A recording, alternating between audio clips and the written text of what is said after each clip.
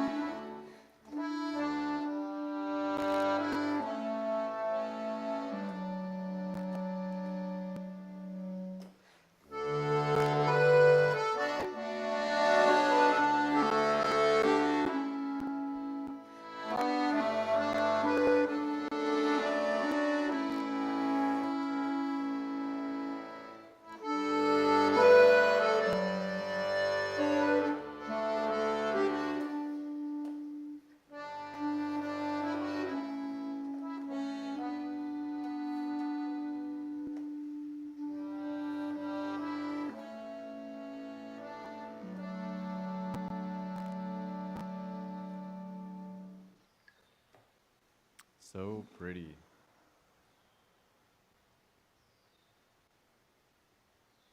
Look at that. Gorgeous. All right. I'm just getting warmed up here, guys. Start with some very beautiful music. I thought I would have something else in time. So let's search together. Let's see, go back over here. I don't know. You can get these like video background things. I don't know. It's probably just really distracting. Let's see, go to my subscriptions. Not here. Mind-bending gypsy tunes.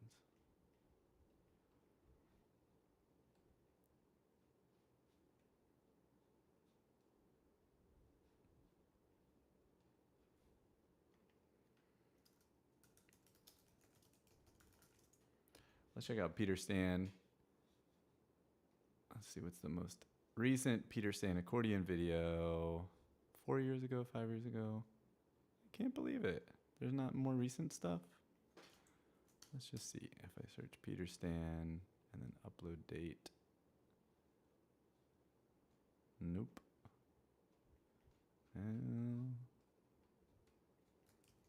How about we'll do Felipe.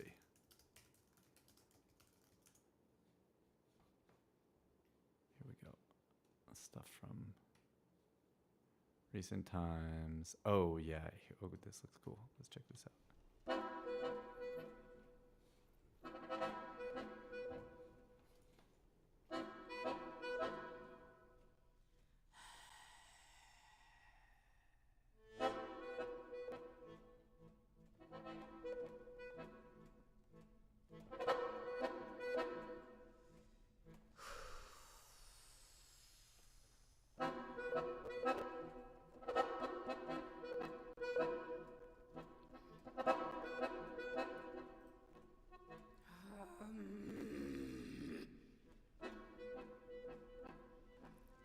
Gentlemen can watch while I'm scrubbing the floors, and I'm scrubbing the floors while you're talking. And maybe once you tip me and it makes you feel swell on a ratty waterfront in a ratty old hotel, but you never guess to who you're talking. You never guess to who you're talking. Suddenly one night there's a scream in the night, and you yell, what the hell could that have been? And you see me kind of grinning while I'm scrubbing, and you say, what she got to grin? And a ship, a black freighter,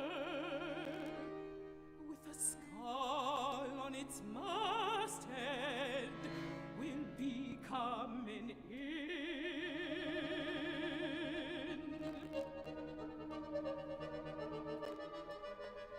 Then you gentlemen can say, hey girl, finish the floors, get upstairs, make the beds, or you keep here.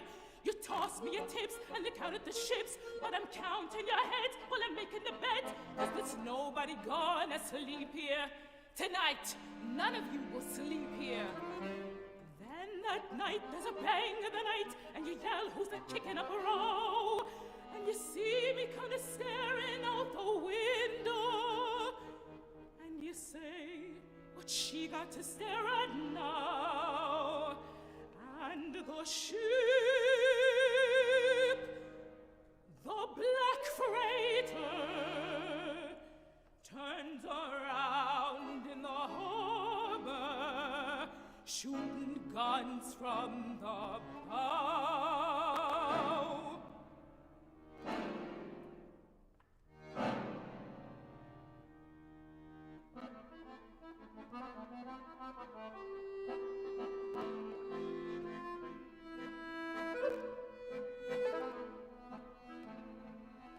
Then you gentlemen can wipe off that laugh from your face. Every building in town is a flat one.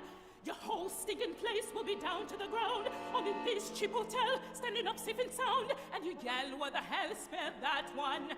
And you yell, why the hell spare that one? All the night through with the noise and to do, you wonder who's that person lives up there. And you see me stepping out into the morning, looking nice with the ribbon in my hair. And the ship, the black freighter, runs the flag up its masthead, and the cheering's the air.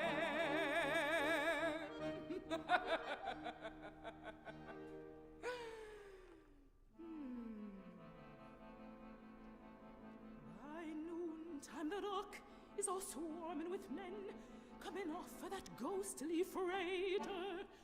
They're moving in the shadows when no one can see, and they're chaining people and bringing them to me, asking me, kill them now or later. Asking me, kill them now or later. Noon by the clock, and so still on the dock, you can hear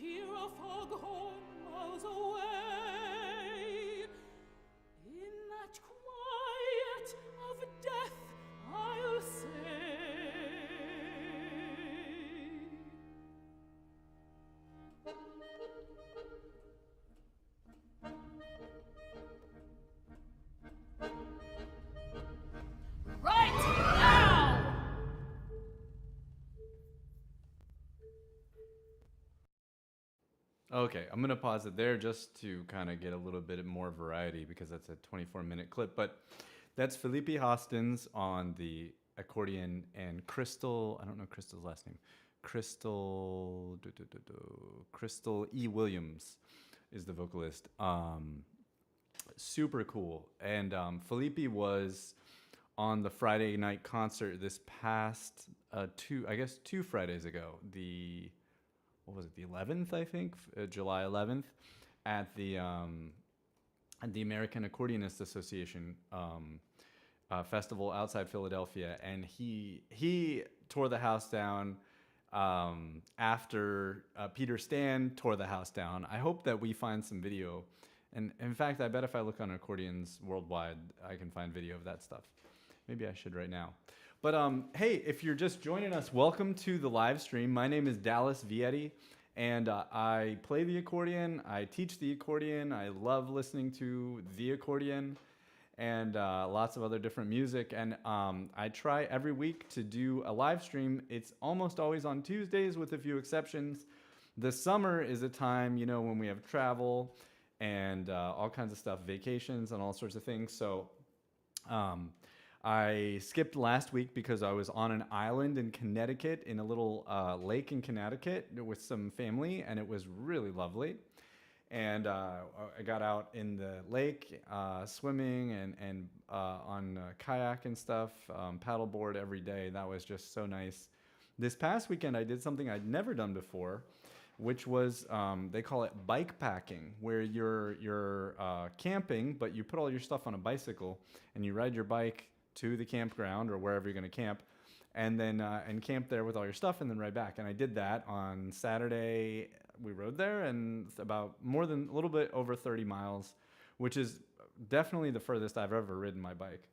And I'm not too sore. I did actually have some weirdness. I had a little bit of tingling in my left ring finger, and I'm imagining that's some stuff up here. So tells me I need to do more stretching and more limberness and stuff like that. But otherwise, my body's pretty good condition. I don't feel too messed up, and that's gone now, that numbness. And then I got some more friends and family to see. In fact, I was just on the river yesterday. The band The Decemberists that we will check out next. In fact, I'll pull them up as I'm talking.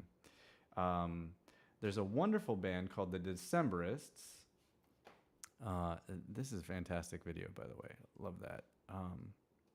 But Felipe, let me get my story straight. So Felipe is based out of Felipe Hostins, the accordion player, and Crystal E. Williams are both based in the United States. In fact, they live not too far from me these days in the general tri-state area. And they're just phenomenal musicians. That was so cool. I think, in my opinion, I would love to see that project. I think that would be a huge hit at the ATG festival. And I know they made contact with some folks from there. So Felipe is just so amazing, so amazing.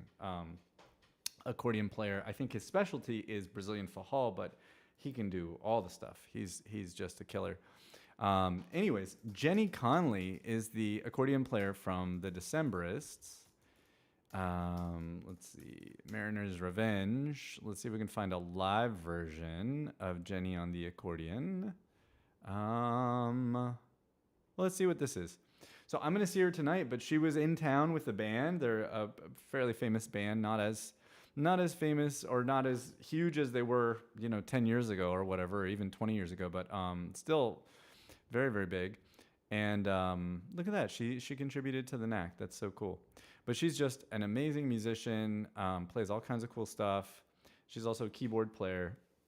And of any accordion player I know, she's probably played to the biggest crowds and audiences. It was really cute. She has been a student of Courtney Vondrelli, who's an amazing accordion player based out of Portland. They're both based out of Portland. And at the cinema, I think a couple years ago, they were both there. And Jacques, who didn't really know either of them, kept referring to Jenny as Courtney's student, as though she kind of still was his student, which maybe she is. I don't know, because just talking to her, she still heaps mega praise on Courtney, and well deserved. But I think it's just funny, to observe that Jacques Mornay who's doing his thing and probably doesn't pay attention to bands like the Decemberists, but he kept referring to her as Courtney's student, which is like funny because I thought it was funny because Jenny has like toured the world many times over and played for probably tens of thousands of people in these big shows and stuff. So she is very much her own artist.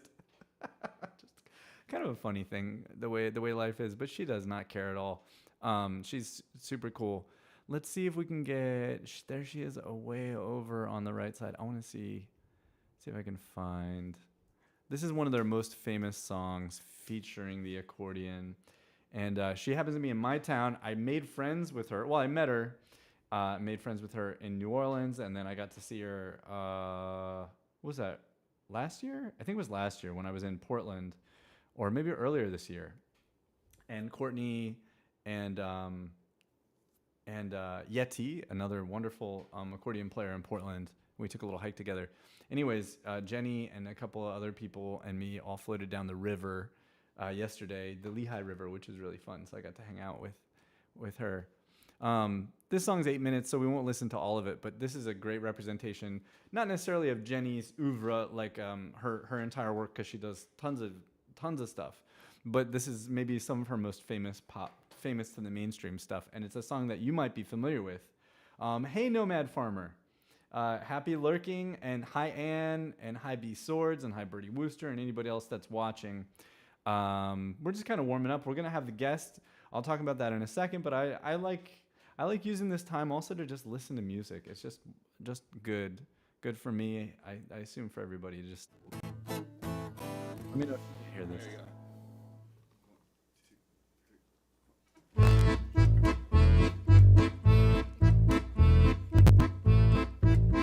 The Mariner's Revenge. We are two mariners, a ship's sole survivors in this belly of a whale. Its ribs are ceiling beams, its guts are carpeting. I guess we have some time to kill. You may not remember me, I was a child of 3 and you a lad of 18. But I remember you, and I will relate to you how our history's in a weave. At the time you were a rake and a roustabout, spending all your money on the whores and hounds. Oh, you had a charming air, so cheap and debonair, my widowed mother found so sweet. And so she took you in, her sheets still warm at him, now filled with filth and foul disease. As time wore on, you proved a dead-ridden drunken mess, leaving my mother a poor consumptive wretch. Oh, and then you disappeared, your gambling arrears, the only thing you left behind. And then the magistrates reclaimed our small estate, and my poor mother lost her mind. Then one day in spring, my dear sweet mother died. But before she did, I took her hand as she dying cried. Oh. Find him, tie him to a pole and break his fingers to splinters, drag him to a hole until he wakes up naked, crawling at the ceiling of his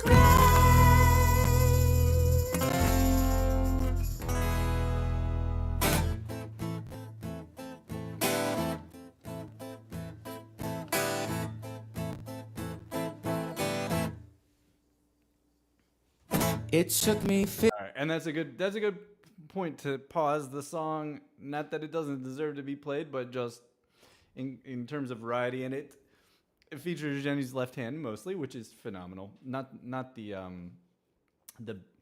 a full display of her prowess and powers and musical songwriting capabilities, but certainly an aspect of what she does. And I get to see her tonight, which is really cool. And she's here in my town. And maybe I'll have her as a guest. It seemed like that was a possibility, so that would be really exciting because she has collaborated with many people we know. She was a recurring character on the first season of Portlandia, that television show with Fred Armisen. And she just another really cool person, cool musician. And I'll tell you about the format for today's show. Let's see. Oh, no, Nomad Farmer says, my voice is much quieter than the video was. Okay, thank you. And you know what? All right, so I was testing things out, and Morgan told me the same thing, and then I turned it up. So let's see. Let me turn this down. I'm going to play this. Hey, Nomad Farmer, help me dial this in. So I just turned down the audio. 15 years Is that to better? swallow all my tears among the urchins in the stream. Is that better? Da-da-da-da. Until a priory. Until a prior.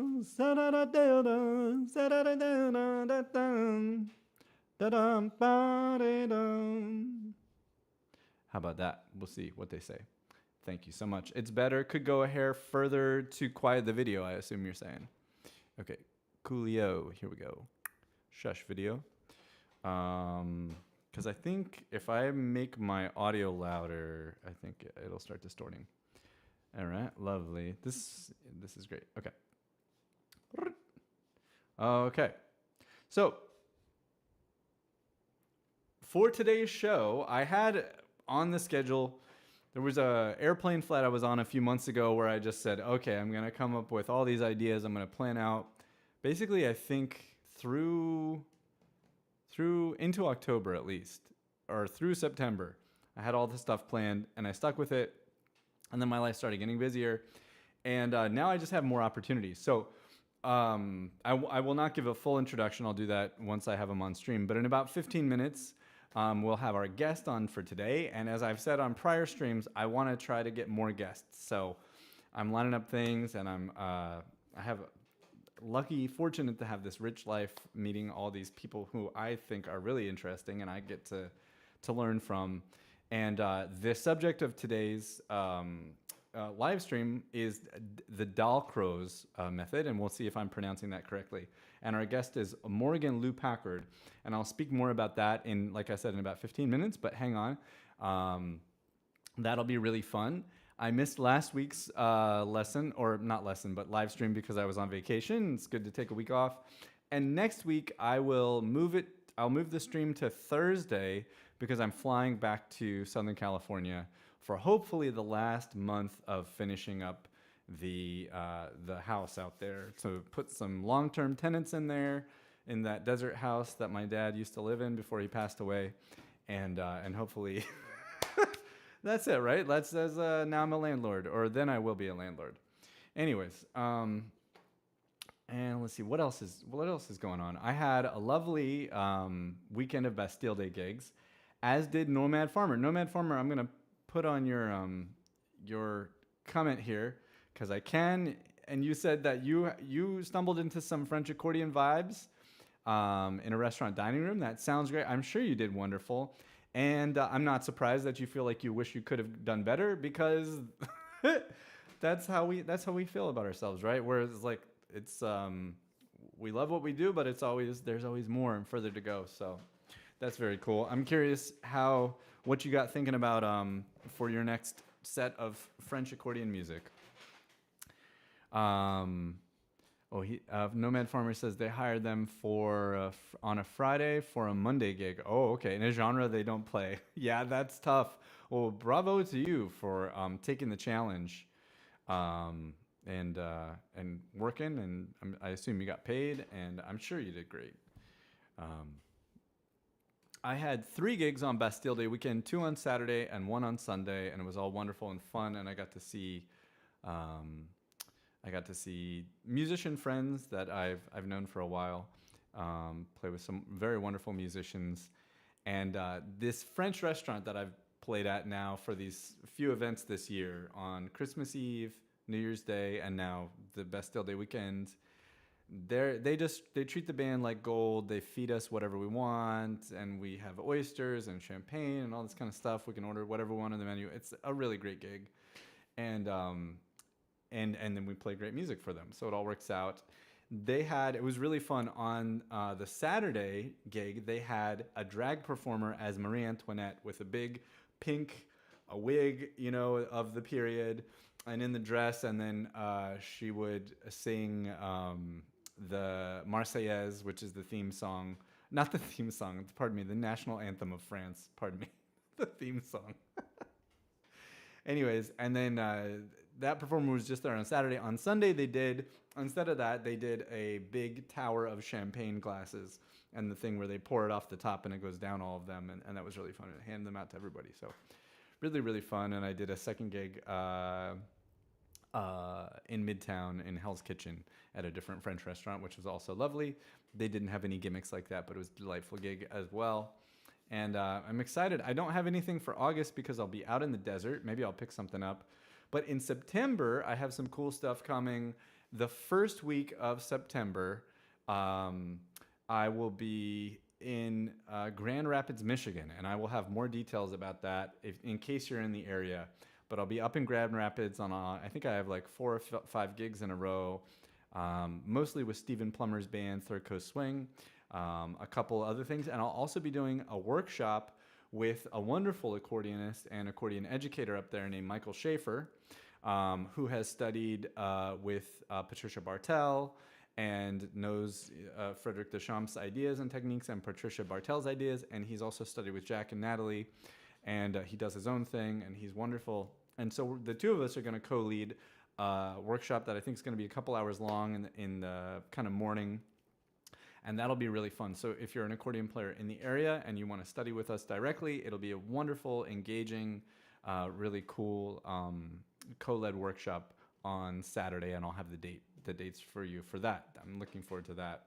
And I also am hoping to mid-September start up the group class for the jazz chords and harmony stuff that I've been talking about those. So I hope by next week's live stream, I hope to be able to announce the dates for that online group class, which have been hits. I have not done them. I don't think I did any last year. So it's been a while. People seem to like them, and I hope you haven't forgotten about old Dallas. So those will be coming up. I'm excited for that. What else? I'll be down in Richmond, Virginia, playing some gigs also in early September. And I think that's all I have on the calendar for now, because it's just going back and forth between the two coasts has been kind of weird too. A lot of things I have to say no to. As soon as somebody knows I'm in town, they say, can you do this gig? And then I'm gone. So anyways, I'm excited to finish up the house and stay on the East Coast for good, so to speak, although I'll keep traveling, but I won't be in between two places. Let's see, what else? Music. Music is good. I still want to do the exploring the accordionists of the Middle East, and that just requires, I feel, to do something that's even kind of decent, I have to do a lot of research because I know nothing about it. So that's delayed a little bit, but I'm really interested in that because, I don't know, just I think in the spirit of Pablo Casals and his anti-war stance and anti-fascist stance and all that sort of stuff, I believe that there are, many ways that we should be resolving all of our differences without war. And I think understanding that there's human beings and culture behind all this stuff, we are not necessarily our governments. We are certainly not our military jets and bombs. We are artists, and we are more similar than we are dissimilar. So that's kind of an ethical, humanist stance that I have, and I'm proud to share on the stream, and I hope that you believe that too and see things the same way. And also, it's cool music, very cool music, and super fascinating. So we'll be starting that up pretty soon. I'm excited about that. Let's see, what else? Yeah, more guests, all these fabulous accordion players that I know. Everybody says they're interested, so it's basically up to me to kind of book them and then tell you guys about it. Next week, I want to talk about left-hand stuff. I want to spend unless I find a guest to come on, and then it'll be about them. But the advertised topic for next week is left hand, and I want to talk about all things left hand, mostly Stradella, because that's what probably most of you play, and a little bit of freebase stuff, but that'll be really fun. Talk about lots of different stuff, fingering and patterns and concepts and all sorts of stuff. In the meantime, let's see, we have a few more minutes before we're gonna bring on the guest for today, so let's just listen to a little bit more music.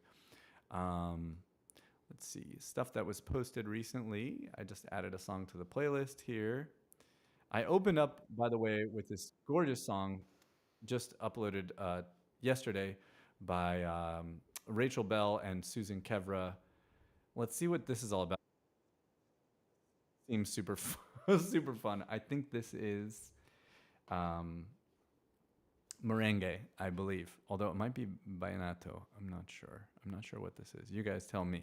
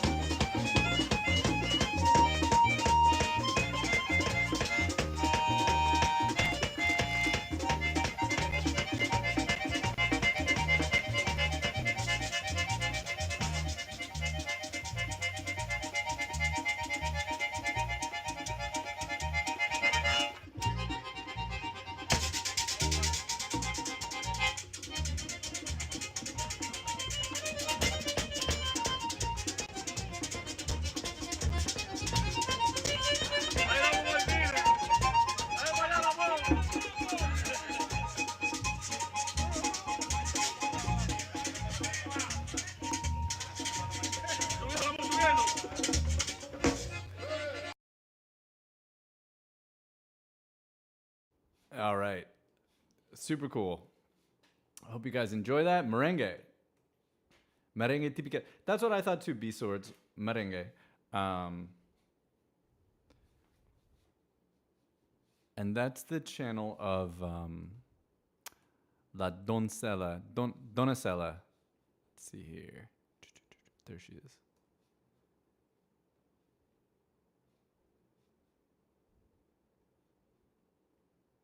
Cool. Yeah, very fun. So let's see. Perico Ripiao.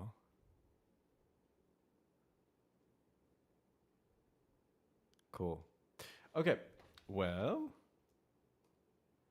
Nomad Farmer was saying they just improvised waltzes for 4 hours with a couple of tunes they learned. Yeah, I did that too when I moved to Doylestown, Pennsylvania. I was 22, and I had dropped out of college, and I was in one of those, early 20s, all bummed out and not sure what I wanted to do with my life, and kind of couldn't keep going and whatever.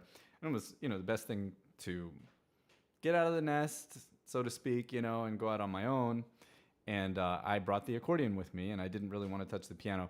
And I didn't know anybody in this town. I had no family. My one friend that I moved out here with, he was working all the time. And so I had to go out and meet people, and I just kind of busked. And I played minor blues on the accordion over and over and over again, and just kind of improvised, and had I think I had the accordion box open, the case open, and people would throw some money in there for me. And I met friends and all that sort of stuff that way.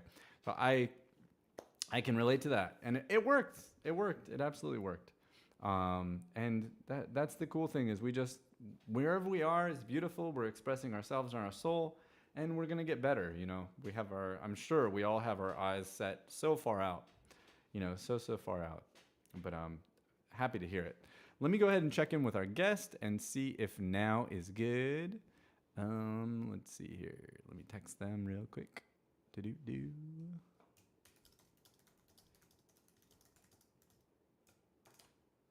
See if that'll work. Okay, yes. So I'm going to, will I keep the chat? Yeah, I will keep the chat. I'll remove this for a moment. And I will actually get rid of the chat. Sorry. This is the first time that I've brought a guest in using this platform, which is called Restream. So, all right, Morgan, I'm going to bring it in right now. In 3, 2, 1. Ta-da! Hello. Hey. So I would love to give you an introduction. This is Morgan Liu-Packard, who's based in Boston. And one of the fun things about, I think, my life is that sometimes there's this air of hierarchy, I suppose, student-teacher relationship that we can have. And that is, these labels and I think structures fail to really explain how things are. And Morgan's an educator and a performer. And so although I have, you've taken lessons from me, but now I get a chance to learn from you willingly and very happily. And it's so exciting that my life gets to be enriched through all the cool stuff that you know and you can share with us. So thank you so much for being on the program today. Maybe we could start with you just telling us about yourself, maybe your life that brought you to the accordion, and maybe what brought you to Dalcroze method. Yeah. Thanks for the introduction, Dallas. Great to see you. I will always look up to you, in ways, but you're allowed to look up to me in other ways also. Yeah. We can both look up. It's like there can be mutual uplooking. So what you said is true. I've had kind of a twisted path to accordion and where I am. It's been a wonderful path. I grew up playing jazz, was really into jazz saxophone, and was good enough to start going to a good music school for that. Did you go to Eastman? I forget where you went. I enrolled in NEC, New England Conservatory. That's right. Yeah. So I was there for a couple of years, studying with some of my heroes, which was really cool. Hang on for 1 second. Yeah. Bertie just told me that the volume is very uneven. Okay. So let's fix that. And just sorry for these. Yeah. Can anybody tell me in what way the volume is uneven? Who's louder than who? We'll wait until we get a reply here. I don't want to miss any of this. But yeah, NEC. That's a big deal. Morgan is much louder. Much louder. Okay. All right, so let's see. I have a slider over here on my side.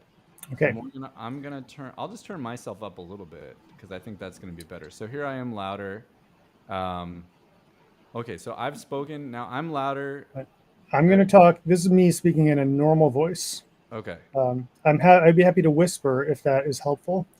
But hopefully we can find a technological way to balance the levels. I'm not sure I want that audience. Yeah. Is this any better? Is this any better, Bertie Wooster? We'll see. I could turn my gain on. It should be good. All okay. right. All right, we'll go. Well, we'll yeah, go speak up a bit. Speak up. All right. So you invited me to tell. I was just telling my story, which is my favorite thing to do. Yeah. So what age did you start saxophone? So I started sixth grade age. It was my first instrument, just a school band program. I was fortunate enough that I had a musical dad, and Oh, cool. yeah, he played in a blues band, and my first gig was playing with his blues band as a seventh grader or something. Got me connected with some private lessons, which was a game changer, especially in a small town like I was in. So I got on the jazz track and really loved that. I think I'm going to tell a parallel story about like groove and rhythm, because I think that's kind of where we're headed. This is the thread. Yeah. This is kind of why I'm here to talk about this stuff. So I was kind of a shy kid, and I didn't like to dance. And I would like see like other kids like shaking it and boogieing it, and I was like, this is not happening to me. Despite the fact that you had blues dad. Yeah, but I had, so it was kind of late. I had finally had an experience in like early high school, maybe, where it was actually at an African drumming concert, and I was like, oh, the spirit's moving me, and I finally was like, I'm like, oh, I can move my body and it feels good to move it rhythmically. And along with being interested in jazz, I was interested in like funky, groovy music in general. I enjoyed my time at NEC a lot, but I found the music a little bit like sit-down music. Yeah. The jazz, the kind of jazz you do in a jazz school is toward the intellectual end of jazz. It's like, I think you have a bit of a similar background. Certainly, and path away from that. Yeah. I don't really like that. I mean, I do still like that stuff, but maybe not as my bread and butter. So I got kind of disenchanted with that. I got really into club music and like the rave scene. That's right. So, and part of this is I grew up in a very rural place and was kind of a sheltered upbringing. And I was like, oh, this, all night parties full of people from all over. I got really into and excited by that, and discovered some really exciting music within that world, and had fun kind of pursuing my groove stuff through that that outlet. The music I made still wasn't very funky, but it was, in some ways, I really liked that I could make music with a beat, and it was a steady beat, and I didn't have to make it myself because I could use the machines. Machines would make it for me. So I was really into that world for some decades. My personal values started to not align so well with like electronic technological music in general. I began to want something a little earthier. This kind of coincided with having a kid.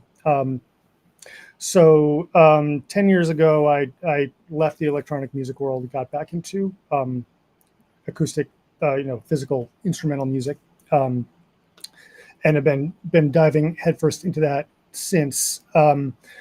Specifically, the accordion I had a few touch points in my my electronic music years. I eventually bought an accordion just because I loved the sound of it, and I loved the physical interface of it. The fact that I was kind of a I was an electronic music geek, and I also thought about how we can create different controllers to control computer software. That was really interesting to me. So what can you do beyond just a keyboard? What are the ways you can what are the different ways you can manipulate sound, and what are the actual things you want to put your body on to change that sound? And that's part of I thought the accordion was a really cool user interface. It's got the keyboard, but it's got the expression. And Michael Bridge talks a lot about that, using very similar language. Okay. And it's really a unique instrument in that it's got got a rich harmony and rich breath. I mean, we all know that, but it's got sustain. I don't think there are any other acoustic instruments that can do where you can change the volume of a sound and play rich chords the same time. So that was just in my sort of technological geek mind. That was really interesting and appealing to me. And did you have a digital accordion at this time? No. That my moving to that dark side came only very recently. No, I bought an acoustic accordion, and I used it I sampled it and used it in my own recordings. So it's part of the sound that I was developing, but I had zero interest in actually learning how to do it. And part of the reason that I was in the electronic music game was I was like, wouldn't it be nice if we could free ourselves from having to put all these hundreds and hundreds of hours into developing these skills when we can just have computers do it for us? Like I said, my values have changed a lot with regard to that, and I kind of feel like the struggle is a gift now. But that wasn't how I had felt. But that all did kind of change around 10 years ago, at which point I was like, I miss practicing. I miss that struggle. I miss the feeling of building skills deep within my own body. And I was like, yeah, I want to get into practicing an instrument again. I picked up the saxophone and played it some, and it just feels awful to pick up an instrument that you used to be pretty proficient at and you haven't touched in 20 years. Yeah. So there was that, and then there was the just all the baggage of the sound that I built on that instrument wasn't the sound that I wanted anymore. And so I was like, I could do that, or I could do a fresh start on this other instrument, which was an accordion, which I'd never really been planning to learn. But the time eventually came, and I was like, okay, let's undertake this project. And I've been fairly intensely on that path since then.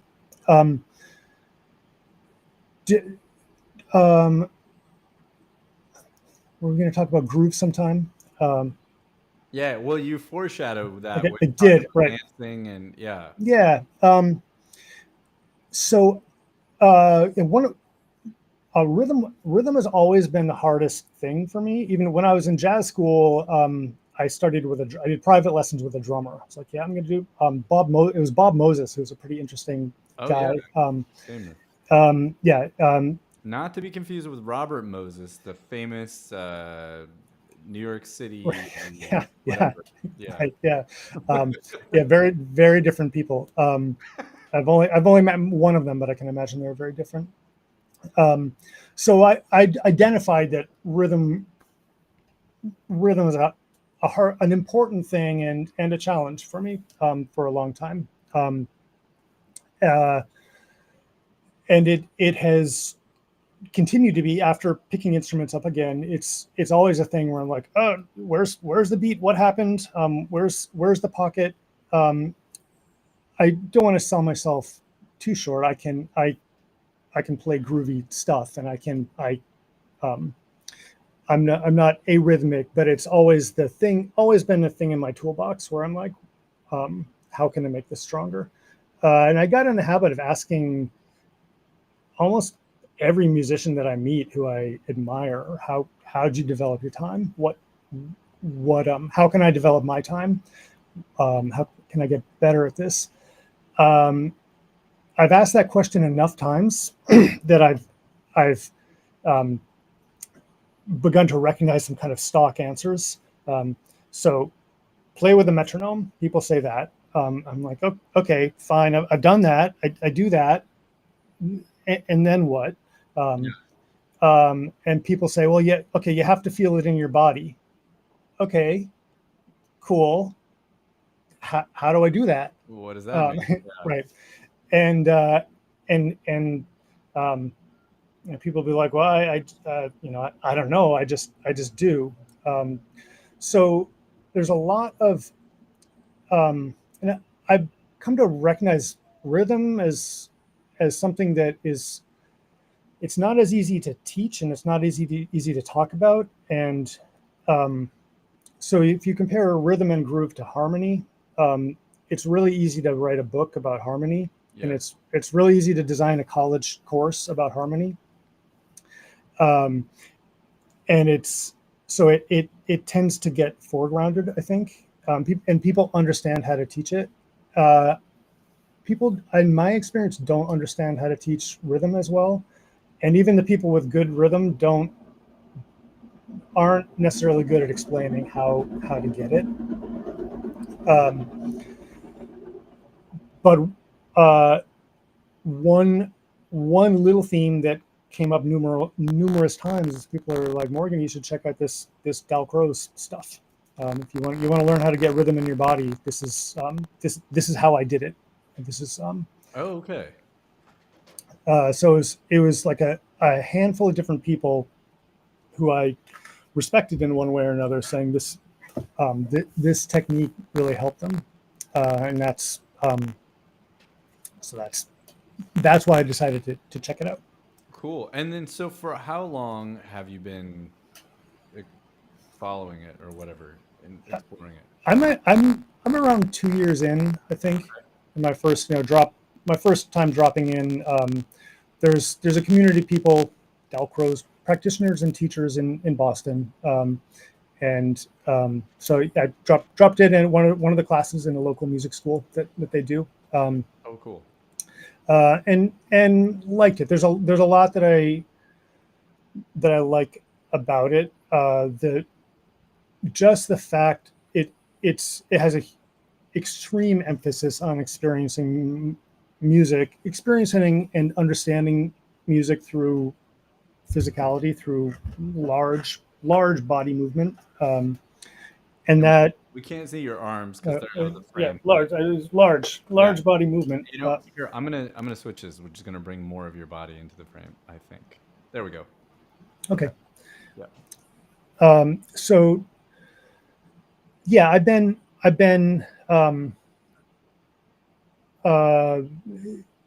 easing my way into this world for a couple of years. It's been a kind of a common thing, and begun to be one of the important pieces of how I'm working to strengthen my own time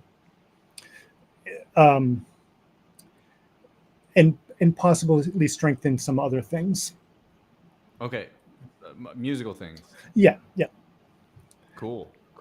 So I made a little Instagram reel today, and to advertise, just to say that this was, and I shared my memory, which I'm sure is not exactly what you said, but the last time that I saw you, or something, you communicated. You said, "Oh yeah, my homework today, that I'm working on this week, is to move my feet in a way that represents the rhythm of, I believe it was a Chopin valse, maybe, or something."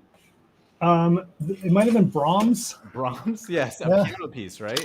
Yeah, there's a And lot. you were clapping the rhythm of the melody at the same time, is that right? Yeah, there's that. This is a big part of it. And that just seemed so cool. It is, and it's at the very least, it's a really fun challenge and a really fun way to understand a musical piece, and to really feel like you've got it. So there's a there are the like Dalcroze system puts different exercises into different buckets, and one of the buckets that they put exercises into is disassociation or dissociation. There's association and dissociation. So association is when you are doing the same thing using multiple parts of your body, and disassociation is when you're doing different things with different parts of your body. So it's independence, which accordion players we know all about. Yes. So one of the big challenges of accordion playing, and I like the idea that if you want to work on like this independence, you build larger. Now you can see my body. You build independence with the bigger stuff, and that's kind of what the philosophy is. That if you want to learn something, if you want to develop, neural pathways or whatever, you do it using the biggest muscles you have. Dalcroze people talk about large muscle movement. Cool. And I'm not far enough into this world yet that I can be like, yeah, I've got killer rhythm and it's because of Dalcroze. I'm still seeing some subtle gains, and some of them, maybe it's from the Dalcroze stuff, maybe it's from other work that I'm doing. I am getting a little more physically coordinated, and I think there's, I think that that's got to help. So yeah, so we started talking about this. One of the Go ahead. I feel like at some point soon I should play a video so that we have show don't tell. You know what I'm saying? Yeah. So I don't know if there's one that you have sent me that we could watch just to kind of cut to, so the audience can kind of start to, see representations of what you're talking about. Let's. But I don't mean to interrupt or cut you off. Yeah, no worries. Let's look at swing and compound meter. I think that's a nice illustration of this like big body movement stuff. Yeah. Okay. Just one moment while I pull that up here.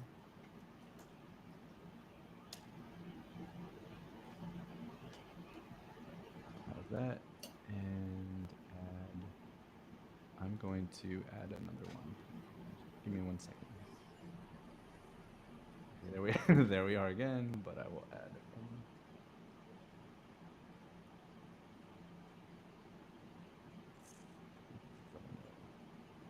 Not sure.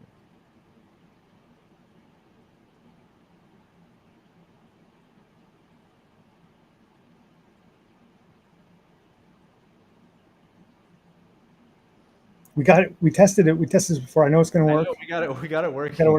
I'm not sure what to do. Hang on. Figure it out. There we go. Ooh, I like that. Okay, that's great. Okay. Should we watch all of it, or do you want to tell me when to stop? Let's play it by ear. I think either one of us is allowed to say, okay, we're that's enough. I haven't watched this one. So I don't know exactly what we're gonna find. I've got an idea though. Yes. Bend your knees. Good. Take it for a walk.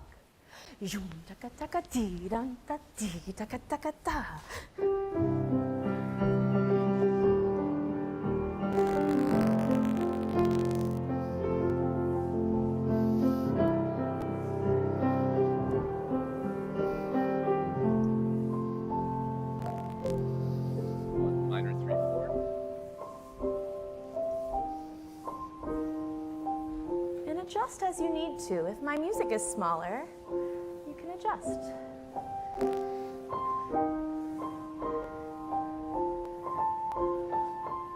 And if you can, see if you can acknowledge people around the space.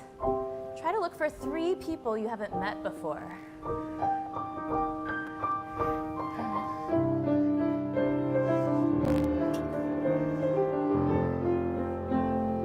I know you. You've met me.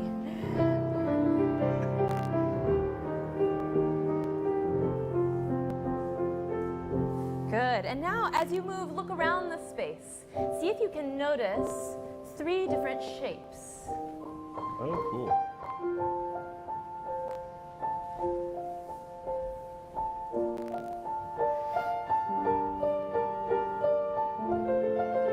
I'm gonna pause it. Mm-hmm. And so, do you happen to know the reason why she suggests to notice 3 different shapes? I don't. I will say that the Dalcroze stuff is extremely holistic, Yeah. and it really tries to connect everything with everything. Okay. So they'll say, like, we're going to engage all your senses, probably not taste or smell, but we're going to try and engage everything else. Cool. And yeah, so that's what I've got to say about that. I'm going to talk about the swinging, just the movement that they're doing. Yeah.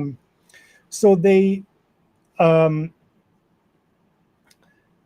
big part of what we do in this work is try to understand music better through our bodies and understand the way music feels in our bodies.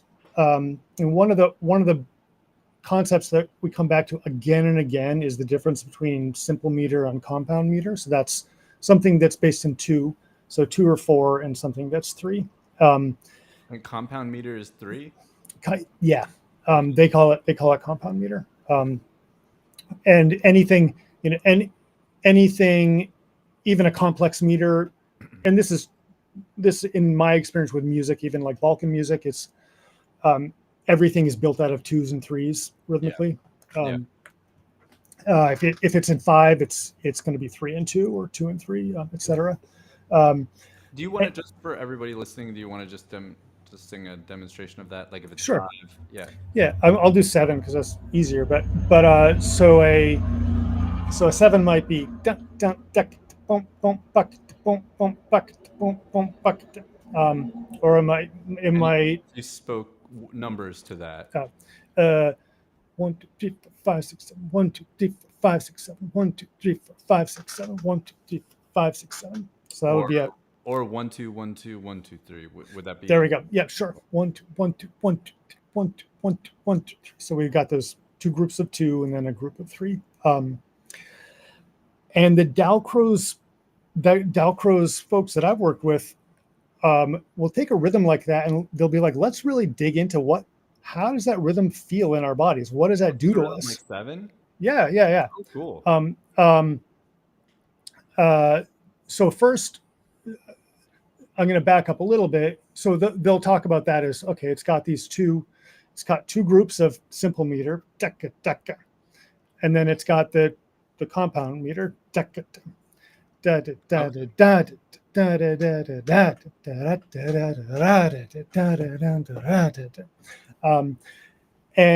the compound meter has a swingy feel, okay. and that's why these people are doing. Oh, okay. That's why these people are moving their bodies that way, is just to experience, like, yeah, waltzes. This is why we waltz. It does something physical in our body, really like skeletally, I think. There's something about our body as a pendulum that, like,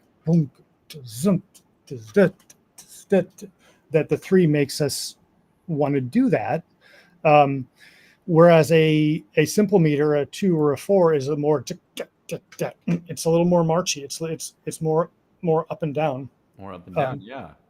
And you really, in these classes, you really, day after day, again and again, you just feel that in your body, and they reinforce that in many different ways. And I really like that about that it's this is my experience with Dalcroze in general, is it goes really deep and really foundational and fundamental in a lot of ways. Just what's the difference between 2 and 3, not in a mathematical way, but in a kinesthetic and somatic way. Yes. I often use the word sensational, but not, like of the sensation. Yeah. Yeah. Kinesthetic, though, that's a great word. Yeah. I think that means movement wise. I think you're right. That's so cool. And then, so are you feeling, well, I'll let you talk us through the things. One thing I'm curious is when we're learning things, especially when we're learning a new, like you started your music journey probably, as upon birth, since your dad's a musician and stuff, but like, 6th grade or whatever, and then and then just a couple years ago, you kind of found this new, when we learn new systems, then we take the new with what exists already, our new, our existing sort of worldview, so to speak. And so just a question I have for you is like, how do you, have you come across moments where there's some friction based on, like you're like, well, I don't know about that, but I'm going to go with it anyway because I'm the student here and I'm. I will go for sure. I do with the Dalcroze stuff. I embrace it. I'll talk about one. It's very kind of touchy feely and is very like soft in some ways. So I'm often like, come on, I want better time. Let's drill. Let's, give me exercises. And they'll be like, what color are you feeling? So that's like, I can be impatient with that sometimes. I'm kind of getting on board a little bit more with the softness and the like touchy feelingness of it, but that has been, sometimes there is some tension with me. I did 1 week I did this 3-week intensive this year. I did 1 week of it last year, and there was the same thing as like dipping my toes in a little bit, and then I was like, okay, the Dalcroze stuff has like levels, and you take exams and get certified. And you need to do the 3. So I did like the 3 weeks to get, my. Can you give us an example of what was on the exam that you just took? Yeah. There's, I'll talk about the improvisation. There's an improvisation exam, which is cool.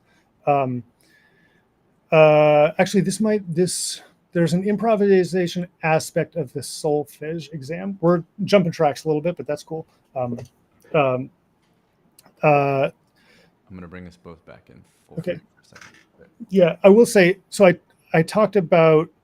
mentioned the fact that one thing I really like about Dalcroze is it goes very, very deep and very fundamental. It's also kind of broad. It's covers a lot of bases, and that's something I really like. So there's a harmony component, there's an ear training solfege component, there's definitely a physical movement component. You have to be able to move your body. There's an improvisation component in these classes. In a Dalcroze class, the teacher is playing an instrument and they're improvising, so they can lead and react to a class. So they're improvising for movement. So there's a big stress on improvisation, which is cool because it's a lot of classical musicians come into it and they're like, I've never improvised before. It's kind of sweet to see them be like, whoa, there's this one woman who's like a strong pianist, but she's like, I've never improvised before. I never thought of myself as a creator. And then she sits down, she's improvising nicely. Oh, wow. How beautiful. Yeah. It was very sweet. So in the solfege exam, you have to improvise. and you improvise in pairs in a question and answer. Cool. I love It this. is cool. David Baker talks about this. Um, He's the bebop okay. guy, I think University of Indiana. I think. Yeah. So you conduct. You Okay. conduct in four Here, I'm while. gonna full All right. on there. Yeah, which is hard for me. This is so. Did you learn how to do that at school? I did. No, You didn't? no, it was the Dalcroze stuff that like was my first exposure, and they're like the way they do it is big movements. They're Oh, okay. because it's not a conducting in the Dalcroze world is not a way of leading. It's a way of understanding music. Of doing it. Is that right? It's a way of getting it in your body, and so you do bigger movements to get it in your body more. Okay. But it's also really it's a good way of keeping the beat and keeping track of measure. So in the solfege exam, the improvisation part of the exam that I took, you're conducting in four, you're singing either in solfege syllables or numbers. Actually, I think they let you just do la la la, but you improvise a phrase that is a question phrase. So it'll probably have some kind of dominant or 5-chord quality to it. And then your first person. Yep. And then your partner responds with an answer. So you're singing maybe sol la ti re fa. Do you want to do it? I would love to. All right. So let's establish a key. Okay. La la la la la la la la la. Can you sing that? Should I use the same syllables or should I use solfege? We're just la la la. It's fine. La la la la la la. So I would go la la la la la la la la la la. Okay. Yeah. And then you would answer. And then you would answer. And I want to close it. Yep. Mm-hmm. La la la la la la la la la la la. Maybe that's not as long or too long, but. Yeah, but ideally we'd be conducting, but I didn't do that because So la la la la la la la la la la la la la la la la. Yeah, and then it's got to be you got to do it in the right number of 4-bar, 2-bar phrases. So they stress that. One of the big goals of the education is helping you. I love this. This is so cool. Yeah, I'm like, I like it too. And in describing it to you, I'm also being like, yeah, it's cool because of this and cool because of that. So yeah, the exam, so that's the question was, what's something that was on an exam? Yeah. So have you started using this with your students? Because I want to make sure that I want to promote you. So you're an educator, an active teacher in the Boston area. Yeah, you bet. Yeah. And yeah, as I was telling Dallas before, Morgan, you can find his thing. Yeah, I'll put it in the chat too. Your website. Morgan Liu-Packard. I'm findable. No, are there hyphens or no? In the URL? Not in the URL. Okay, I'm putting it in the chat. And Bertie Wooster loves it. He says this looks fun, but that's me. I've been using different aspects of the Dalcroze tools that I'm getting a lot in private lessons and in group teaching that I'm doing. Some of it is just games and activities. It's one nice thing about it so there's advantages of Dalcroze as a performer, and then there's the advantages as an educator, and those of course are closely related, but they're also a little distinct. So for me as an educator, it's a nice source of just bag of tricks for like ways to teach different things, fun activities. So there's some kind of fun games that I'll do with students. This works with kids.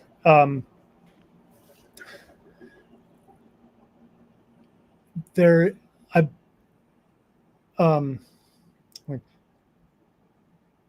trying to think about ways to describe some of the biggest takeaways or like biggest things from this world that I'm bringing to my own teaching. One of the big things is I have zero shyness about being really insistent that students feel the rhythm in their bodies and feel the pulse in their bodies. And so like multiple students, so I'll say like I have to be able to see it. I want to be able to see your body move. Even I want to be able to know where the beat is just from what your body looks like. That may be tapping a foot. I would rather see something bigger. Keep talking, but I found a video this morning where that illustrated this, and I'm going to find it and see if we can watch it together for a moment. So I'll I've also here it is. Okay. All right. Go right ahead. Yeah. Rhythm is the most important thing that I try to give my students, and like if we're working on a piece, the rhythm's got to come first. And if we don't understand the rhythm, I don't care if your fingers can move fast or not. Like we're putting the instrument down. We're feeling the rhythm in our bodies. So I do a lot of work without instruments now. I'll say, okay, we're going to put the instrument down. We might stand up and we're going to walk around the room, find the beat in our feet, find a comfortable walking pace, and sing. We might do that. And I want to ask you maybe the best question, which is how do you find that students are changed because of this? I had a student I was working with last week who I've done some of this, taking some of these steps with before. We're working on a song. And what is it? He's an accordion student. Are you an accordionist? AV wants to know. Yes. Yeah, I'm an accordionist. We're not laughing at you, AV. Just the question is funny. I am. But I teach. You're multi-instrumentalist. I teach saxophone. I teach accordion. I teach improvisation to people on any instrument. That's right. Yeah. Which is great. I love doing that, and I think of myself more as a teacher of musicianship than of specific instruments. That's what's important to me.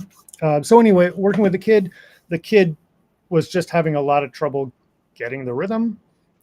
So I taught him to conduct. I taught him these movements, and that really made it click. It was great to have. This is not a Dalcroze specific tool, but the idea that these movements can help us understand rhythm and are a really powerful tool in helping us internalize rhythm. I think does feel pretty Dalcroze to me. So that was a win. Yeah, because I think there's something very unique to music in that it has this grid that it follows, or most musics that we play, I would say, have sort of a repeated, it's always a repeated, whatever you're counting to, you count to that number, and then you start again. And everything has to exist within that. And that's one thing that you're sort of holding on to and needs to be like sort of automatic, right? Like, and so this is a way of helping us see how, yes. Yeah, I'm into it. I'm finding myself doing these like metric movements a lot more just when I'm trying to understand music myself. you look like had something you're going to say, Dallas. I'm just trying to interact with the chat a little Oh, bit. right. Yeah. And I derailed you because you were talking about before we asked if you were an accordion player. You were talking about how it influences your student, and you came back to that. So yeah, that was one nice quick win that I've had. I don't know. It's a little. I've got some other students where I've just been I do this movement stuff, and I make them get up, and I make them walk around, or like use big movements for music. I have one student I'm thinking of, and his rhythm is developing nicely. I can't really A/B test it. I don't know what it would be like if I hadn't done that with him. Yeah. But I do feel kind of validated, and like, yeah, I'm giving this kid the proportions of like priorities that I really think are important. And you know, time, feeling, and body is something that I'm valuing more and more and more, and I'm seeing it in this young student of mine. Super cool. Irish player. Yeah, I took a Dalcroze class with an Irish. There's an Irish dancer in the whoa in one of the first classes that I took. I don't think she was a musician. I think she was just a dancer. Wow. Okay, so is that common to find people who are not musicians in these classes? Not super common. Most of the people are musicians. Yeah. That might be the only one that I've encountered so far. I'm not super deep in the world, but of the dozens of people I've met through this so far, I can only think of one dancer. Very cool. Can we watch a little bit of this video that I found this morning? What I did was I put in Dalcroze, and then I put the filter to most viewed, because I think that's always kind of interesting, especially if I don't know anything about it, which I don't. Cool. Yeah, let's check it out. So this is, let's see, what did I do with the window? Here it is. Okay.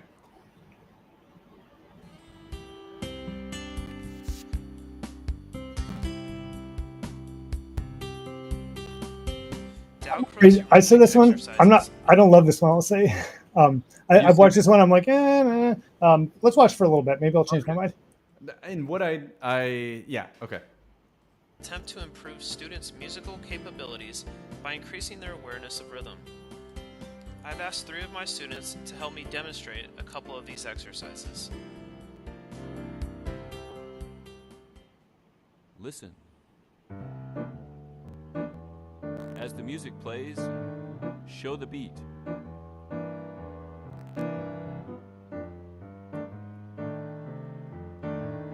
Put it somewhere else. Imagine the beat.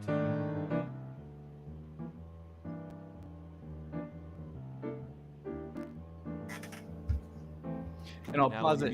I'll pause it here, but I didn't watch very much more than where I paused it. But when you were talking about how you're using with your students, and that you're very forward about saying, I want to see you, I want to see the rhythm in you. That it reminded me of this video. Yeah. This is a little atypical of like most Dalcroze stuff, because they're not walking, they're sitting. Okay.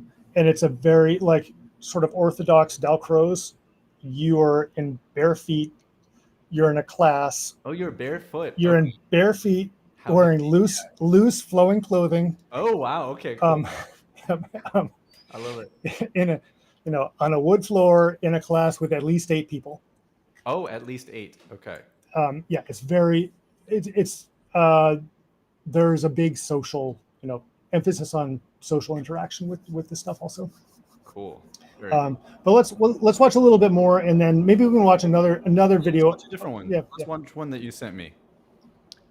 You tell me which. Let's do. Did I send you a start and stop one? Let's see. Yeah, the first one I sent you is would be interesting. This is a little more Dalcroze Eurythmics, stopping, starting, quick reactions. Okay. See if that will work. So this is pretty typical of what you get in a Eurythmics class. The word Dalcroze and the word Eurythmics are related. Dalcroze is the umbrella, Eurythmics is the movement branch of it. Okay. Here's a quick Eurythmics game. The rules are this. Walk with the music I play. When I stop, stand in place and clap the beat you were just walking. This game teaches students to be ready to stop and start, to control momentum and halt momentum. It also teaches them to predict phrase lengths because they don't know what's coming. So as you watch this, you'll see some students step off and then, realize, no, it's time to keep clapping. And that's a lot of the joy of Eurythmics, that discovery of and predicting, I think the music's going to do this. It did. Oops, it didn't. Can you pause it for a second? Yes. So this is, in the last video they said, like, show me the beat, then show me the beat somewhere else. This is going to happen here. The beat is going to start on their feet. They're just walking in tempo. And then when the music stops, they're going to continue the beat, but with their hands. And this quick reaction is a Dalcroze keyword. Basically, it's one of the buckets of the exercises. I talked about there was the association, dissociation. There's quick reaction. That's another one of the big categories of Dalcroze exercise. So yeah, let's watch it.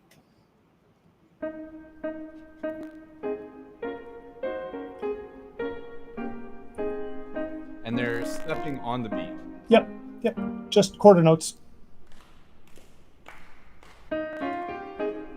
Okay, so they're I'm trying to remember what the instructions were, but their job is to clap the beat, not the melody that they're hearing. That's right. Okay. It's a very simple instruction, and it's there will be some challenges. Like these exercises can get extremely challenging. This would be kind of a warm-up one, but there are, like he said, they're going to be kind of anticipating when's the music going to come back in, when are they going to stop clapping and take a step.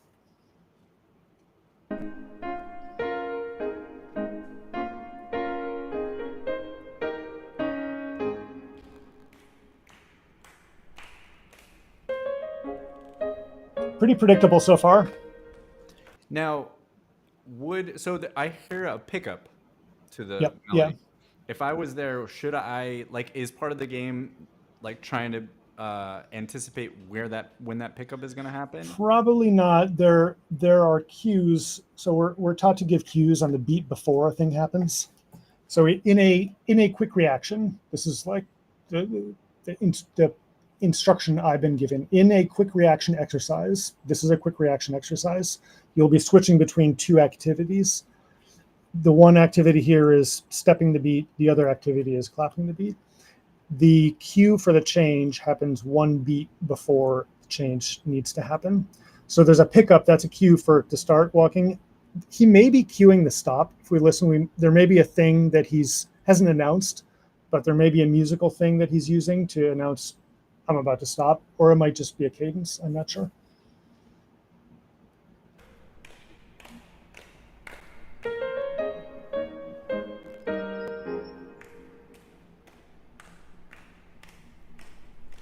Oh, You're out.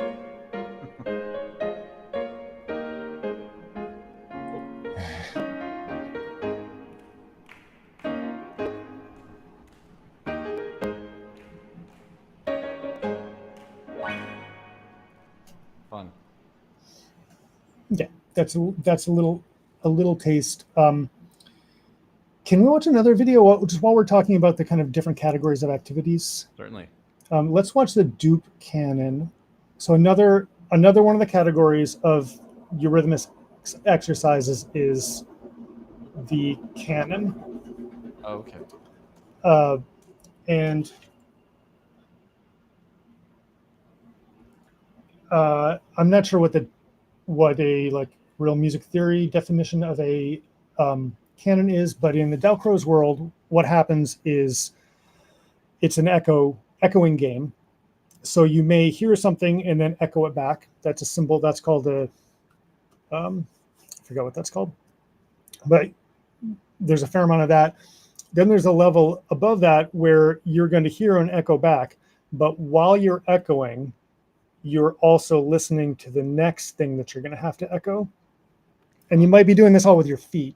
You might be stepping, you might be listening to a rhythm. Okay, step that rhythm while you're listening to the next rhythm to know what you're going to have to step at when the next measure comes along. Exciting. Should I hit play? Yeah, this is a game that this is a fun game that I've used with students, both kids and adults. It's goofy, but it also teaches. It also forces you to do this, like listening while you're performing. You're making music and getting ready to react. It also teaches subdivisions. I wanted to share one more thing, which is just to give a sense of how Dalcrozians might introduce rhythm. Is this very soft to you? For me, it's very soft. It's soft to me. Okay. Okay. Turn up a little. So this is going to sound familiar because this is something you hear quite a lot in Dalcroze class. Do what I do 4 beats later. Okay. Do, do, do, do, do, do, do, do. Oh, we have earphones on. We have to tug on our earlobes for this next part. Okay, so the dupes, when we say the dupes, we're touching a pointer finger to our nose. I'm going to get to chukas, which will be tugging left, right, left, right, left, right, left, right on my earlobes. When I eventually get to oohs, I'll be tracing a long arc of a hand from down by my knee up to the sky. So he emphasizes the long arc because they're really into the shapes of the movements. They're like really harp on this, like big graceful movement. You can continue. The clap. Well, my brain, I was kind of like, my wheels were spinning there as I was like, okay, yeah, you know, I'm like, my brain's going on like, oh, why? And like, oh yeah, because right, like, it's like there's like infinite points on a line, right? So like there's all this musical time inside of here, wherever you choose. If you're present with the time, it's like being present with the time, right? Like you're gonna like. I could play some music. Yes. Yeah, totally. Okay, you're gonna like this also. When you clap, so we're taught how to clap. So if I'm clapping a beat, yeah, it's not this. Yeah. It's. Ooh. Okay. Right. Yes. So you're feeling the cresting of the wave. You're feeling the buildup of the energy and the. And Jacques is kind of does a lot of this stuff, right? Like Jacques Mornet. Yeah. Morgan has taken cinema workshops as well. Okay, here we go. In the middle of my body, spreading out over the full length of the x. Okay, so now our listeners know what we'll be doing physically, but we'll also post a clip. Okay, here we go. Do, do, do, do, do, do, do, do. Chicka, chicka, chicka, chicka, chicka, chicka, chicka, chicka. Ooh, ooh, ooh, ooh.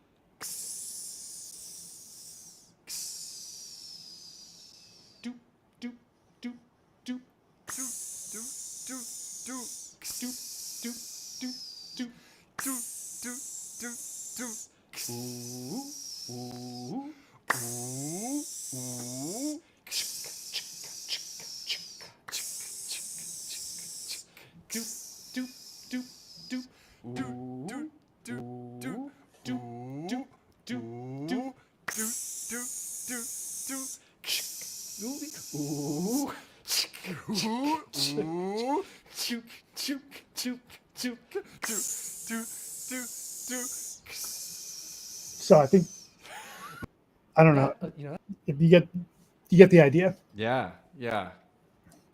Fun. I got kind of lost in it. I mean, or absorbed into it. Yeah. Yeah, it's surprise. I really like doing this. I mean, actually doing it, it's like a nice, like gets me into a nice head zone. This is a very simplistic one, so it's good. It's good as a warm up, or good with a kid, or good with like a big group. But even just a simplistic one like this is pretty fun. So here's a question for you: do they involve, or when or how do they involve a person's sort of primary instrument? No, not yet in my journey. Yeah. I mean, I brought my accordion. Everybody's super excited. I brought my accordion to this intensive. Actually, I won't say not yet. But the improvisation is at a piano. So whatever piano skills you got, you bring them to the piano. Maybe you can only play a single line. Okay, you do that. We did do some like group improvisation on our own instrument, which was not. I'm not sure how exactly Dalcroze that was in this intensive, but it's not. It's not really about getting ready for the competition or whatever. It's really about building stuff which in this little laboratory, which you can then take and apply to your instrument. So in your own shedding and work on the accordion and tunes, you're working on Balkan tunes and jazz tunes, some other stuff. Are there any examples you can share of ways that you have brought this philosophy or? Not directly. I'm trying to think. So there's not a lot where I'm going to be like, okay, I'm gonna Dalcroze this. Yeah. Because the exercises are so specific and they're so like they're designed to be done on bare feet on a wood floor with 8 other people. So I've talked. Arms and these things. Yeah, right. I've talked to the teachers a little bit about this. I'm like, okay, I have this problem. What tools do you have that can help me fix this? And they're like, patience, grasshopper, or whatever. Oh yeah. Okay. They're like, no, you do this. It will seep its way into your other stuff. So my experience is more of the seeping than oh, I know how to solve this problem. I have this tool that I can apply to this. In teaching, it's a different story. There's definitely a bunch of bags of tricks that I've gotten. But I think developing strong time is a long, hard road, in my experience, at least. So I'm not expecting quick results. What I am feeling is the kind of like crusting of the wave feeling, and the experience of rhythm as this, rather than that's happening that way. The counterexample is sort of dead, or it doesn't have the. Yeah, right. The kind of like ebbing and flow of energy. I'm feeling a little more activation of that, and I think that's a big part of what the system is, what it wants to activate. Yeah. Do you find that you notice yourself, I'll use the word apprehending or understanding music differently as a result of this work? It's hard to tease out what's what. I'm over the years, over the past couple of years, music sounds and feels different to me than how it used to. It's a little hard to know what's what, or what to attribute to what. Some of it's working with you, some of it's Dalcroze, some of it's just exposure and immersion. So it's you're doing a lot. I mean, as if we're fortunate, right? You have music is a very robust and beautiful life. It's a box of chocolate. So right. You're in a beautiful city, Boston, filled with unbelievable musical opportunities wherever you want to look, right? Yeah, I'm in a nice spot where I'm eating lots of different chocolates. Yeah. And so Playing in a walking brass band, you're doing duo gigs, solo gigs, you're teaching, you're studying various ways. yeah. eh, so right. So just what piece of the work I'm doing contributes to what piece of the personal toolbox and personal musician that I'm building is a little hard to know.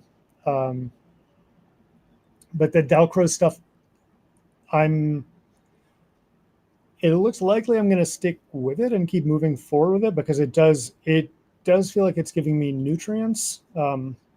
I used that metaphor before when we were talking, but Yeah, you did. I like that. I think of my musicianship as like a plant. Yeah. Well, often. you use, and this was when we were testing out the thing before we started this. Yeah. You use the word fertilizer. Right. Fertilizing, or you are fertilizing. Yeah. Yeah, we can't build the stuff. You don't build musicianship with like a hammer and nails, right? You can't throw it up in a weekend. You can't get a crew together, and it's kind of got a will of its own. That's how it feels to me, and you nurture it. Yeah, that's cool. And so the Dalcroze work very much feels like one of the ways that I'm nurturing my growing musicianship. But when you nurture, you don't know what parts of the nurture input contribute to the output exactly. Yeah. This makes me think that there are these moments. I'm gonna make us just you and me. There are these sort of there are people that we meet or ways of instruction or whatever that give us this kind of like, I use like brain tingle or something. It's just like it puts us in a spot where we feel maybe more enthusiastic or inspired or capable or optimistic or whatever. Of course, in addition to all the truly deep learning. And it sounds like that this is sort of what this does. Like you were talking about holistic, There's inspiration. I don't want to undersell the actual deep learning part. Because it's not just that I'm excited and then I can go and do some other stuff. There is at the core of it, I do think there is something to be said for clapping a melody and stepping the bass line and then clapping the bass line and stepping the melody, or whatever, all this stuff that I've been doing. It does that. If we are talking about nutrients, these specific activities that we're doing do feel valuable to me, and it's inspiring. I had another question for you, which is has this work sort of led you to more, like, to other paths? Like, for example, I guess, like, to state my question differently, like you're doing the Dalcroze and you're like, oh yeah, okay, I am understanding this, and this makes me want to investigate this other thing over there now. Not to give up the Dalcroze, but just in addition to that, say, Am I allowed to say it makes me wish I had more piano skills? Yeah. For what reason? Well, there's it's one really nice thing is it's exposed me to classical music in a different way. So which I have not, as a jazz kid, I was never really exposed to. So just the. Do you have a penchant for classical music? Have you ever like? Yeah, I mean, I've listened to some, yeah, for sure. But it's not a big part of my diet. But I'll talk about this Brahms. So here's this Brahms thing that we did, which happens to be in 7. It's showing backwards to me, but Oh, all right. Well, I can't fix that. It's in 7. Yeah. Oh, cool. I'm not familiar with Brahms very much. I'm not either, and that's kind of one of the nice things.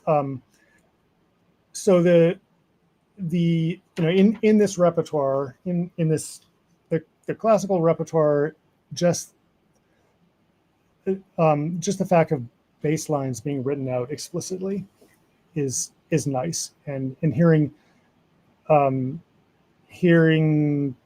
the way the piano bass is used, it's a little different from there's something about hearing and also being exposed day after day to somebody playing piano, and really getting inside it, because so for this one that I showed you, for example, we did this choreography to it. This is also part of our exam. Would We this had a be group. plastique? Yeah. Okay. What is that called? Plastique anime. I'll pull something up just so people can see it written out. So yeah, just looking. It's written out for the viewers. Just looking at these written out bass lines is and hearing just meticulously constructed harmonies, simple harmonies, but very, very, very deliberate. That's nice, and that's something that you don't get so much out of the jazz tradition that I'm from. We emphasize flexibility and improvisation, which is great. But I'm also haven't been like super familiar with the sound of a chord in the first inversion. What's it sound like when you have a major chord with the third in the bass? So this isn't exactly a Dalcroze thing, but it's me spending some time with this different genre of music. So that's come to my accordion playing, some being like, oh, I play a lot of ones and fives in the bass, and I even some other part of the chord doesn't have to be just a passing tone. It can be a real flavor that I can use. So that's one thing that this work has made me want to investigate a little more. I'm trying to think if there's anything more specifically Dalcroze that this that this work that I'm doing has pushed me toward. Nothing's really coming to mind. Yeah. Might, but I'm not. I could reach, but I'm not going to reach too far. Sure. Very cool. When I was honestly using ChatGPT, as I do sometimes, to help me quickly. Yeah, 2025. Hey, yeah.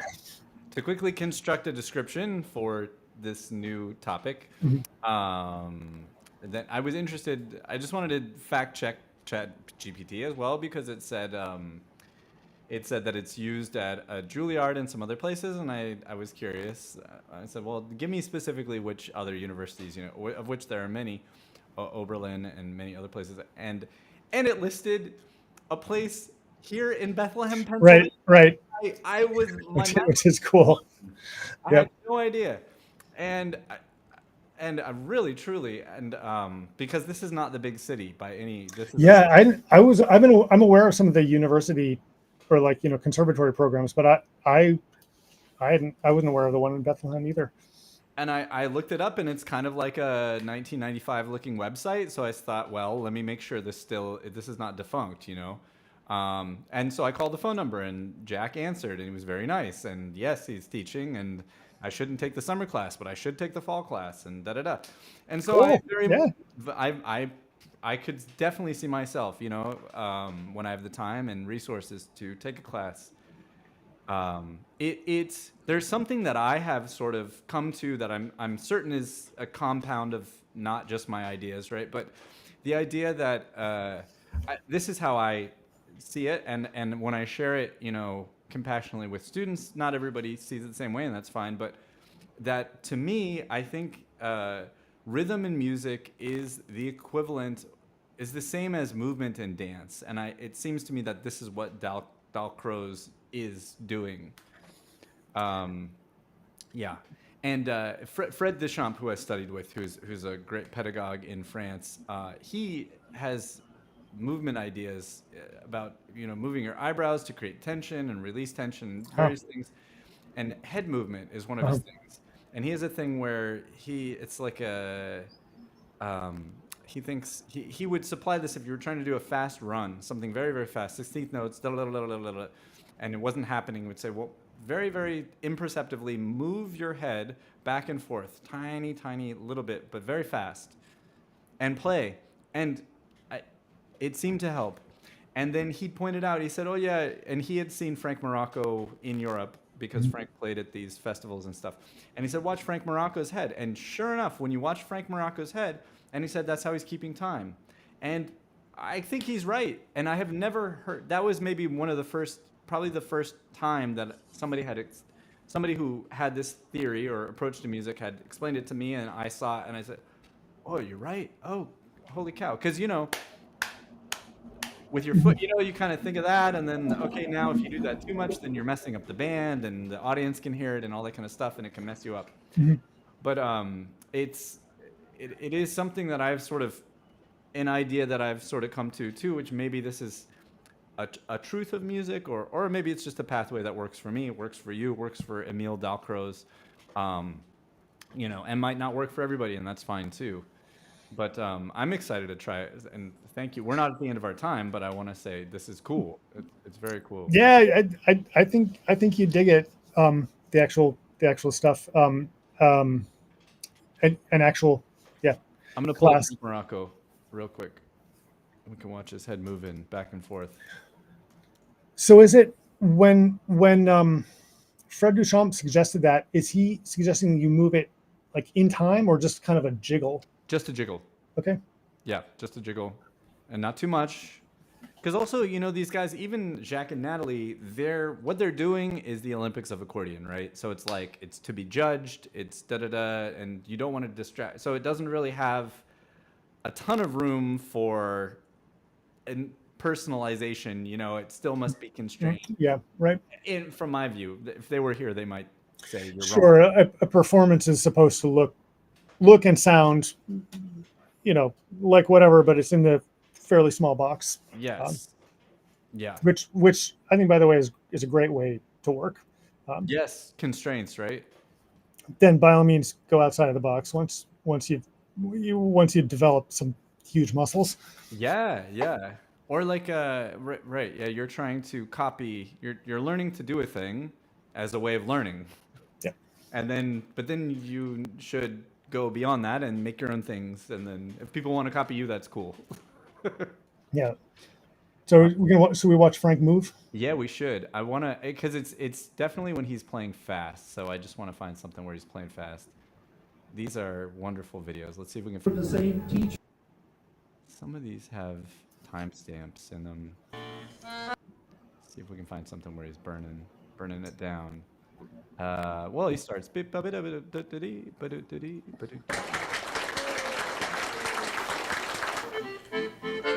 it is, immediately. Do you see it? Yeah. Yeah, so. It's a little. Voila. Yeah, exactly, that's it. Can we watch him a little bit more? I'm just kind of curious if look at his body and see any other places where he's moving. Yeah, and from talking to Frank Petrilli, it sounds like the way the lens, when Frank Petrilli explains it, like some things, like for example, always having air in the bellows is like a studio thing, as told by Frank Petrilli, or benefits you. Because if you don't know when the conductor is gonna say go or whatever, and you're ready to go. And this could be it too. It's like, well, you can't be in the studio banging your foot. You're gonna mess up the recording, right? Mm-hmm. But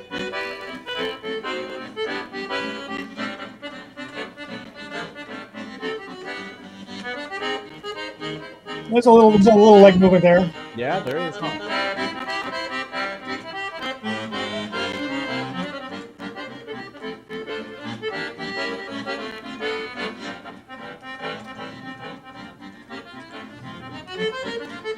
Cool. Oh, it's so good. Yeah, I want time that strong. He's so badass. Yeah. The more I watch, the more I'm just like, he's the Yeah. top. Very, very good. Good music. Well, we've got about 10 minutes left in our time together. I don't know if there's anything that you wanted to talk about that you haven't yet, that you want to make sure you get in. And yeah, well, I won't interrupt your train of thought. Yeah, I think you wanted, for me, I think you wanted some recent reactions from my coming off this intensive stuff, and I guess a little bit of a flavor of what the Dalcroze stuff is. I'm trying to think if there's any of those two things that I haven't given you. I think you've got hopefully a better idea of the flavor than you did when you woke up this morning. Most certainly, yeah. And I like it. Yeah, it's cool. When nothing is a perfect fit. Yes. And you're immensely sophisticated already, right? So you're adding this to. Wait, did you just call me immensely sophisticated? I did, yeah. That's very sweet of you. Well, it's genuine, but it's added to your. I'm not starting from zero. Yeah, I'm not a 5-year-old in a Dalcroze class. I've been building my musical cosmology for decades and decades. So yeah, finding how this is going to fit in.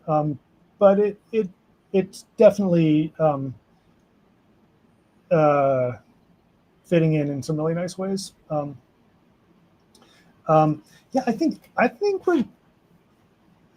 sort of satisfied. We could watch another video for fun. Sure. I'm happy to end the stream earlier, anyways. Yeah. Or that. Yeah. Yeah. Fair enough. It's done. I've had enough. You don't always have to finish the pint of beer. You do not have. All right. Let's leave a little beer left in the glass. Yeah. All right. Yeah. Any parting things? Well, no. I was. If that's okay with you, just. What's that? I'll pull up your website as a plug. Sure. Yeah. That's not me. That's not you. It was really fun to get to talk to you about this. It was nice to kind of use you as a sounding board for my own reflections, which I hadn't taken as much of an opportunity as I wanted to. And yeah, thanks to everybody who's been hanging out in the live stream and listening and commenting. Right. You're welcome. And I, as also an educator who's constantly learning and growing and always looking for new things, I get it. Yeah, totally. I'm happy that this is. Thank you very much for taking 2 hours and sharing with all of us. I'm positive. The chat went quiet, which is okay. So Birdie's thanking us.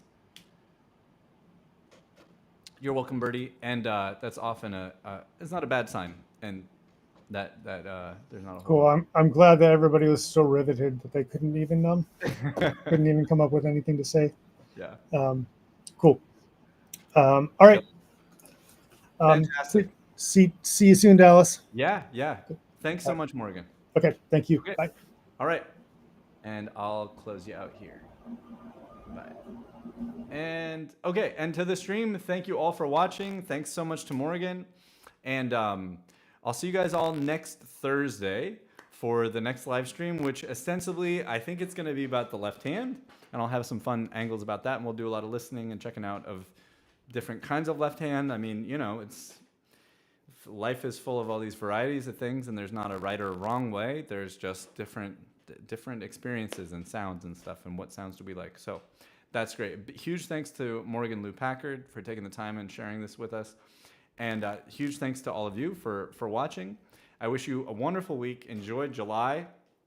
And